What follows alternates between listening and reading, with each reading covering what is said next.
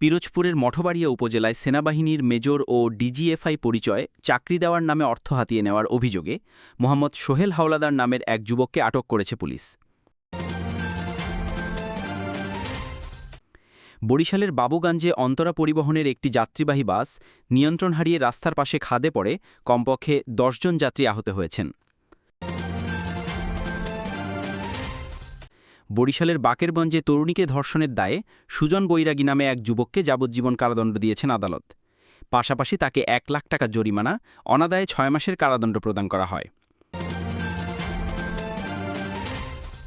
দুদক chairman ড মোহাম্মদ আব্দুল মোমেন বলেছেন, দুদক সমাজের বাইরের কোনো প্রতিষ্ঠান না, এখানেও দুর্নীতি আছে। এখানকার দুর্নীতি কতটা কমানো সম্ভব, দায়িত্ব নেওয়ার পরে প্রথমেই সেই চেষ্টা চলছে। ঝালকাঠির সাউরাকাঠি নব আদর্শ বালিকা মাধ্যমিক বিদ্যালয়ে জলবায়ু পরিবর্তনের ওপর রচনা ও চিত্রাঙ্কন প্রতিযোগিতা অনুষ্ঠান আজ সকালে অনুষ্ঠিত হয়েছে।